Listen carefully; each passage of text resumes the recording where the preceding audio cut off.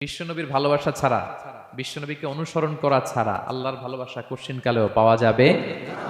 রসুল নামের রশি ধরে যেতে হবে খোদার ঘরে, নদী তরঙ্গে যে পড়েছে ভাই, দরিয়াতে সে আপনি মেশে। আল্লাহ তাআলা যাদেরকে ভালোবাসেন তাদের নাম, তাদের গুণাবলী, তাদের ক্যারেক্টারিস্টিক্স, অ্যাট্রিবিউটস আল্লাহ তাআলা কালামুল্লাহ মাজিদে উল্লেখ করেছেন যে তিনি কাদেরকে ভালোবাসেন। তার আগে আপনারা একটু উত্তর করে আমাকে বলেন তো যে আমরা আল্লাহর ভালোবাসা পেতে চাই কি চাই না? সবাই চাই না?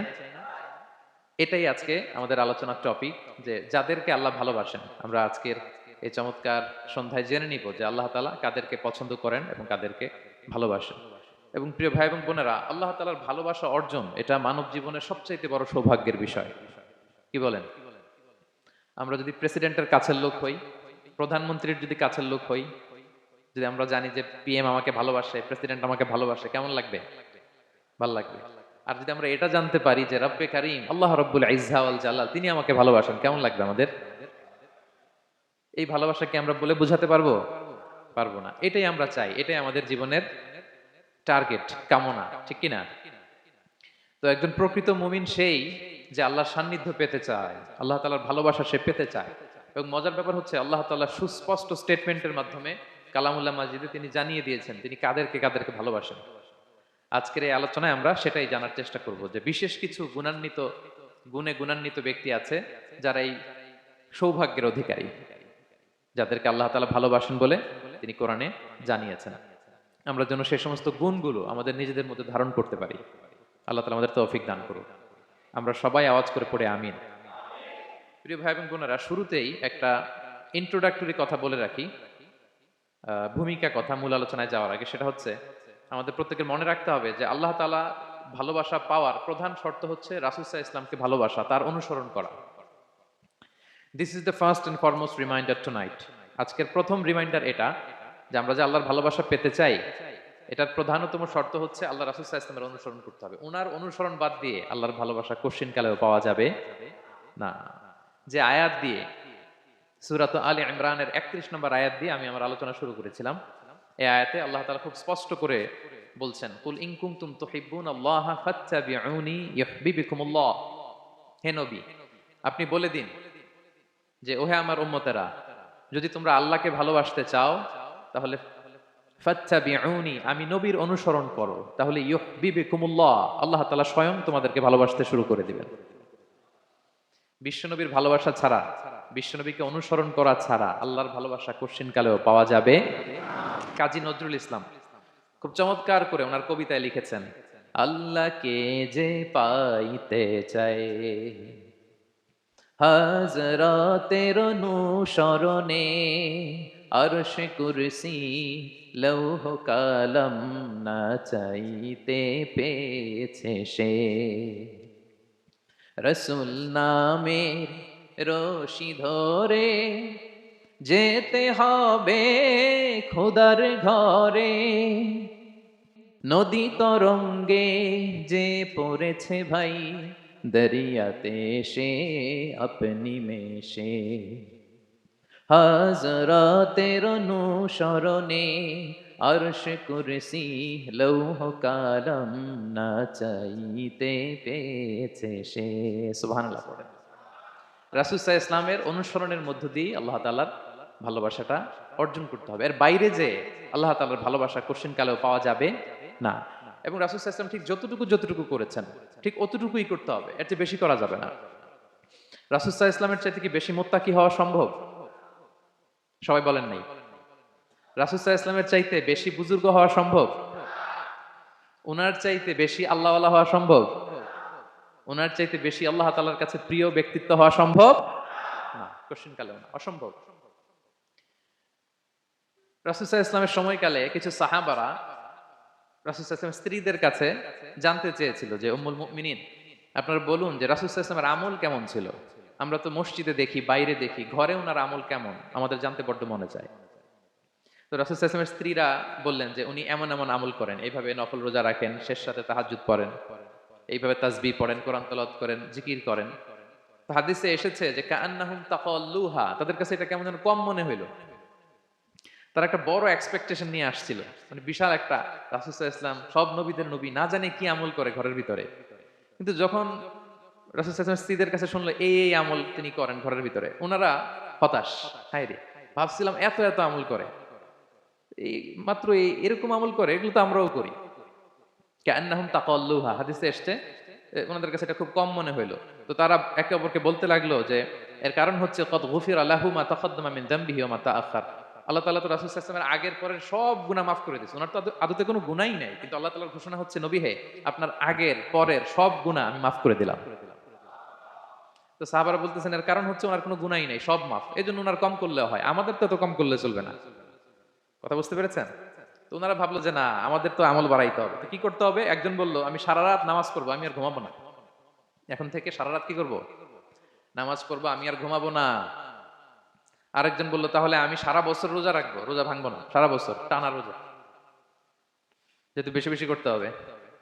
আরেকজন বলল আমি স্ত্রীদের সাথে আর মেলামেশা করবো না, আমার স্ত্রীদের সাথে আমি আমার মতো বৈরাগ্য জীবনযাপন করবো। তো এই কথা যখন রাসূল সাল্লাল্লাহু আলাইহি ওয়াসাল্লাম শুনলেন, রাসূল সাল্লাল্লাহু আলাইহি ওয়াসাল্লাম ওনাদেরকে ডেকে পাঠালেন। ডেকে বললেন আনতুমুল্লাযীনা কুলতুম কাযা ওয়া কাযা, তোমরা কি এমনটা এমনটা বলছো? তারা ভয়ে বলতেছে ইয়া রাসূলুল্লাহ, জি আমরা তো এরকম করে ফেলছি, বলে ফেলছি। তখন রাসূল সাল্লাল্লাহু আলাইহি ওয়াসাল্লাম বললেন ওয়াল্লাহি ইন্নী লা আখশাকুম লিল্লাহি ওয়া আতকাকুম লাহু, আল্লাহর শপথ করে বলছি আমি তোমাদের মধ্য থেকে আল্লাহকে সবচেয়ে বেশি ভয় পাই। আমি সবচেয়ে বড় মুত্তাকি, আমার চেয়ে বেশি কেউ আল্লাহকে ভয় পেতে পারে না। তা আমি সবচেয়ে বড় মুত্তাকি, আমি সবচেয়ে বেশি আল্লাহর প্রিয় ভাজন, আমি আল্লাহর সবচেয়ে বেশি ভয় পাই। এরপরেও আমি রাতে ঘুমাই, আবার নামাজও পড়ি। সোম বৃহস্পতিবারে রোজা রাখি, বাকি দিনগুলোতে আমি খাই। আমার তো 11 জন স্ত্রী, আমি সবার সাথে মেলামেশা করি। কই স্ত্রী মেলামেশায়, রোজা রাখা না রাখায়, রাতে ঘুম এবং তাহাজ্জুদ, এই যে ব্যালেন্স করে যে আমি জীবন পরিচালনা করি, এতে আমার মুত্তাকি হইতে তো কোনো সমস্যা হয়নি। আমি শ্রেষ্ঠ নবীর এই মর্যাদা অক্ষুণ্ণ রাখতে তো আমার সমস্যা হয়নি, তো তোমাদের সমস্যা কোথায়? তখন তিনি একটা অসাধারণ উক্তি করেছিলেন। তিনি বলেছিলেন ফামান রাগিবা আন সুন্নতি ফালাইসা মিন্নি, যে আমার সুন্নতকে অবজ্ঞা করে, মানে আমার যে পন্থা এটা অনুসরণ না করে অন্য কিছু যে করতে চায়, ফালাইসা মিন্নি, সে আমার দলভুক্ত নয়। আল্লাহু আকবার! কি ভারসাম্যবোধ, কি ব্যালেন্সড লাইফস্টাইল, কি পরিমিতি বোধ তিনি আমাদের শিখিয়েছেন। তাহলে বোঝা গেল সারা রাত ইবাদত করলেই ওইটা শ্রেষ্ঠ ইবাদত হয় না। কারণ রাসূল সাল্লাল্লাহু আলাইহি ওয়াসাল্লাম ঘুমাতেন, আবার ইবাদত করতেন, স্ত্রীদের সাথে মিলতেন, সামাজিক কাজ করতেন, মাঝে মাঝে নফল রোজা রাখতেন, মাঝে মাঝে অনেকদিন রাখতেন না। This is balance, this is Islam. এবং এর চেয়ে শ্রেষ্ঠ ইসলাম আর হতে পারে না। তার মানে বোঝা গেল রাসূল সাল্লাল্লাহু আলাইহি ওয়াসাল্লামের চাইতে যদি এক কাঠি বেশি বোঝেন আপনি, এটা ইসলাম হবে? এটা হবে বাড়াবাড়ি, ঠিক কি না? রাসূল সাল্লাল্লাহু আলাইহি ওয়াসাল্লাম যেমনটি যেমনটি করেছেন ঠিক তেমনটি তেমনটি করার নাম ইসলাম। এবং এভাবেই আল্লাহ তাআলার ভালোবাসা পাওয়া সম্ভব, এছাড়া পাওয়া সম্ভব। তাহলে মূল আলোচনায় যাওয়ার আগে এটা হচ্ছে ইন্ট্রোডাক্টরি পয়েন্ট 1, যে আল্লাহ তাআলার ভালোবাসা পাওয়ার 1 নাম্বার শর্ত হচ্ছে রাসূল সাল্লাল্লাহু আলাইহি ওয়াসাল্লামের অনুসরণ। তার চেয়ে যদি বেশি ইবাদত করেন ওইটা ইসলাম নয়। তার চেয়ে বেশি বুজুর্গি দেখাইতে গেলে ওইটা বুজুর্গি নয়। তিনি যেমন যেমন করেছেন ঠিক তেমন তেমন করার নামই ইসলাম, এবং সেটার মাধ্যমে আল্লাহ তাআলার ভালোবাসা পাওয়া সম্ভব। এই পয়েন্টটা বুঝছেন না সবাই? আচ্ছা, ইন্ট্রোডাক্টরি পয়েন্টের 2 নাম্বার কথা হচ্ছে আমরা কি করে বুঝবো যে আল্লাহ তাআলা আমাদের ভালোবাসেন? কিভাবে বুঝবো যে তিনি আমাদেরকে পছন্দ করেন, ভালোবাসেন? এটা বোঝার কিছু সিস্টেম আছে। 1 নাম্বার সিস্টেম হচ্ছে আপনি জাস্ট দেখুন যে আপনি নিজেকে কোন কাজে ব্যস্ত রেখেছেন। আপনি আপনাকে কোন কাজে ব্যস্ত রেখেছেন, আপনার লাইফস্টাইলের দিকে তাকান, লুক এট ইউর লাইফস্টাইল, আপনি নিজেই বুঝে যাবেন। আপনি যদি দেখেন যে না, আপনার ভালো ভালো কাজে আপনার ব্যস্ততা, আপনার এঙ্গেজমেন্ট ভালো লোকদের সাথে, আপনার সার্কেলটা ভেরি গুড সার্কেল, ভালো কাজে আপনার মন টানে, আপনি ভালো কাজ করেন, যদি আপনার কার্যক্রম এরকম হয়, তাহলে বুঝে নেবেন আল্লাহ তাআলা আপনাদেরকে ভালোবাসেন। আলহামদুলিল্লাহ। আর যদি দেখেন না, যত আকাম কুকাম আছে ওইটার সবার আগে আপনি, যেই কাজে আল্লাহর ক্রোধ আসে, আল্লাহ রাগ হয়ে যান, যেই কাজ ইসলামে করার নিষেধ, যেটাতে তার অসন্তুষ্টি, ওই কাজে আপনার এঙ্গেজমেন্ট, ইনভলভমেন্ট, আপনার সার্কেল গুলাও এরকম, তাহলে বুঝে নিবেন আল্লাহ ভালোবাসা, এই মহা সৌভাগ্য আপনার কপালে জোটে নাই। তাহলে এটা হচ্ছে একটা সিস্টেম। আল্লাহ আপনাকে ভালোবাসেন কিনা এভাবে বুঝবেন যে আপনি নিজেকে কোন কাজে ব্যস্ত রেখেছেন, একটু দেখুন, আপনি মিলাতে পারবেন। 2 নাম্বার পদ্ধতি হচ্ছে এটা বোঝার যে তিনি আমাকে ভালোবাসেন কিনা, সেটা হচ্ছে পৃথিবীবাসী আপনাকে ভালোবাসে কিনা এটা একটু দেখেন। এই পৃথিবীর ভালো মানুষগুলোর কাছে আপনার একটা গ্রহণযোগ্যতা আছে কিনা এটা দেখেন। এটা দেখলে আপনি বুঝতে পারবেন। সহিহ মুসলিমের একটা ছোট্ট হাদিস শেয়ার করি। রাসূল সাল্লাল্লাহু আলাইহি ওয়াসাল্লাম বলেছেন যে ইন্নাল্লাহা ইযা আহাব্বা আবদান দাআ জিবরিল ফাকালা ইন্নী উহিব্বু ফুলানান ফাআহিব্বাহ। আল্লাহ তাআলা যখন কোনো বান্দাকে ভালোবাসে তখন তিনি জিবরাইলকে ডেকে বলেন, হে জিবরাইল, আমি আমার এই বান্দাকে ভালোবাসি, তুমিও তারে ভালোবাসো।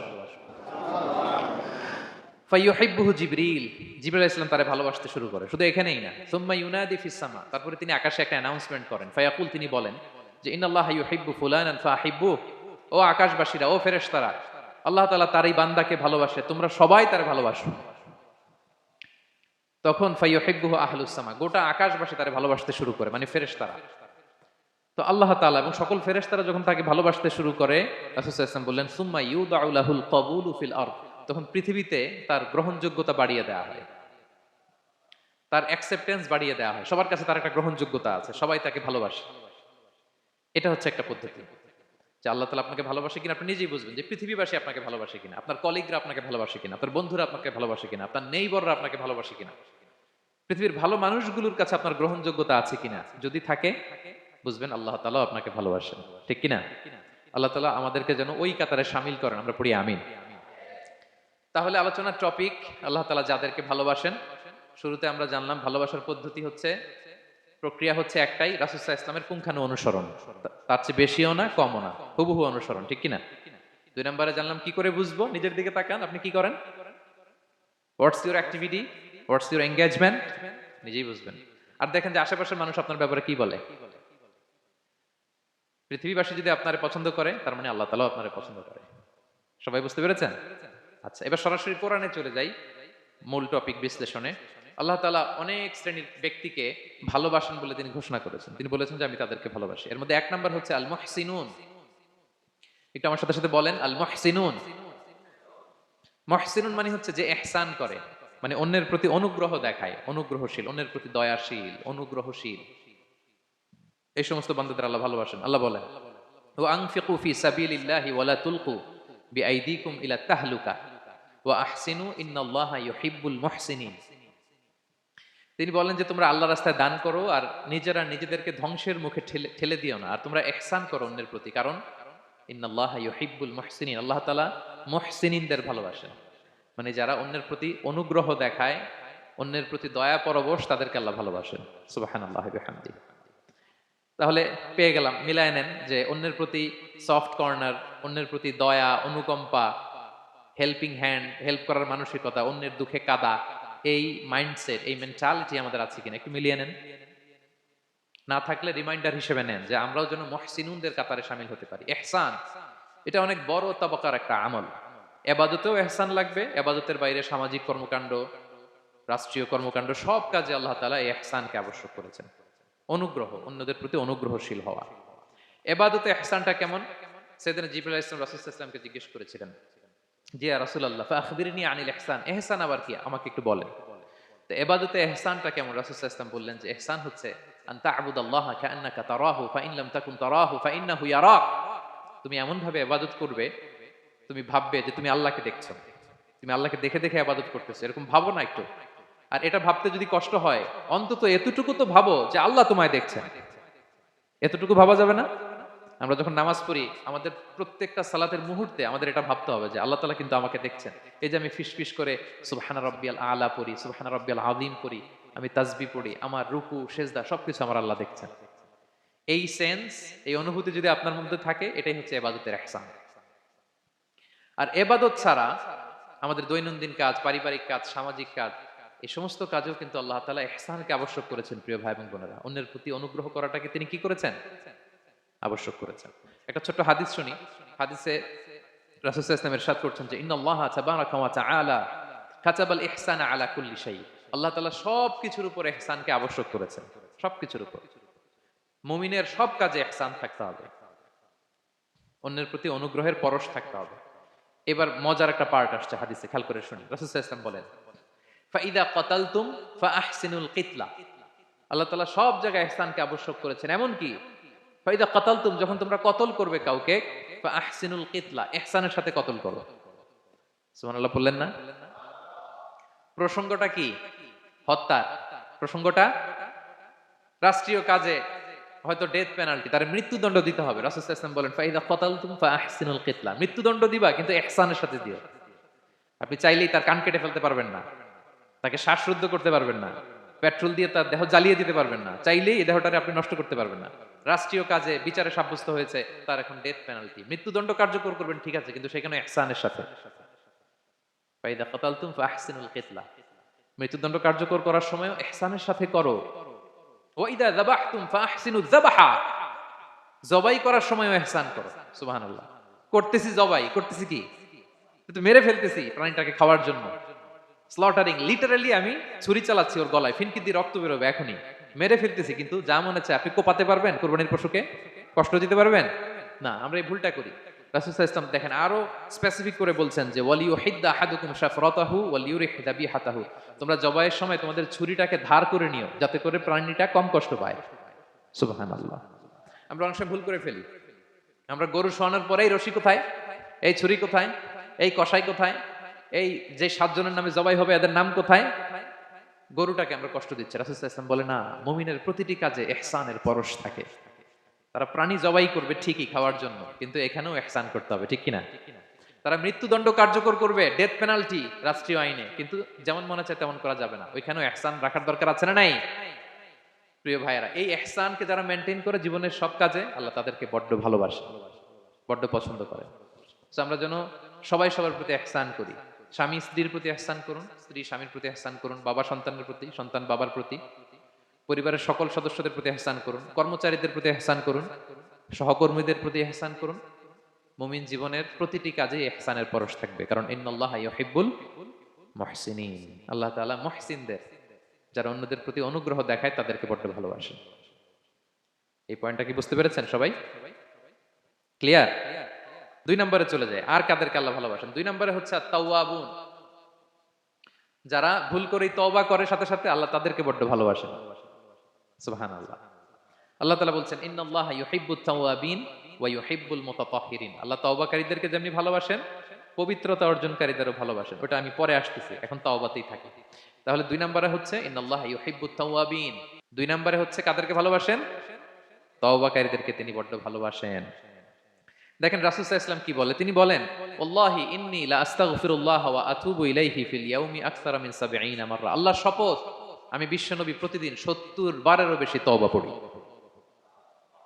যার আগেও কোনো গুনাহ নাই, পরেও কোনো গুনাহ, উনি তওবা করে কয়বার? 70 বার। আমাদের তো কোনো গুনাহ টুনা নাই, তাই না? হ্যাঁ, আমাদেরও গুনাহ আছে নাকি? বস্তা ভরা। তো বিশ্বনবী যদি 70 বার তওবা করেন ডেইলি বেসিস, আমাদের করা দরকার কয়বার? যার যার কাছে ছেড়ে দিলাম, বলেন। হ্যাঁ, 70,000 বার করা দরকার, ঠিক কিনা? প্রিয় ভাইরা, তাওবা কি? তাওবা মানে ফিরে আসা আল্লাহর কাছে। ভুল করেছি, অনুতপ্ত হয়ে আল্লাহর কাছে ফিরে আসবে, এটার নাম তাওবা। To return back to your Lord, আল্লাহর কাছে ফিরে আসবেন। এই ফিরে আসাটাকে আল্লাহ খুব পছন্দ করেন। এখানেই শয়তান আর আমাদের মধ্যে পার্থক্য। শয়তান ভুল করে করছি তো করছে, ওইটার মধ্যেই সে অটল অবিচল, ক্ষমা আর চাইনি। কিন্তু আমরা সকালে ভুল করে দুপুরে মাফ চাই, দুপুরে করে রাতে মাফ চাই, আজকে ভুল করে কালকে মাফ চাই, ঠিক কিনা? এই মাফ চাওয়াটাকে, ফিরে আসাটাকে, তার গুনাহগার বান্দা অনুতপ্ত হয়ে, রিয়েলাইজেশন হয়ে, বুঝতে পেরে ফিরে আসাটাকে তিনি বড্ড পছন্দ করেন, বড্ড পছন্দ করেন। এজন্য ভুল আমাদের হবে প্রিয় ভাইরা। আল ইনসান মিনান নিসিয়ান, আমাদের নামটাই এসেছে ভুল থেকে, আমরা ভুলে যাই, ভুল হয়ে যায় আমাদের, কিন্তু ক্ষমার রাস্তা, তওবার রাস্তা খোলা আছে না নাই? এটা হচ্ছে আমাদের জন্য আশা, হোপ। আমরা হোপফুল, সবসময় আশাবাদী।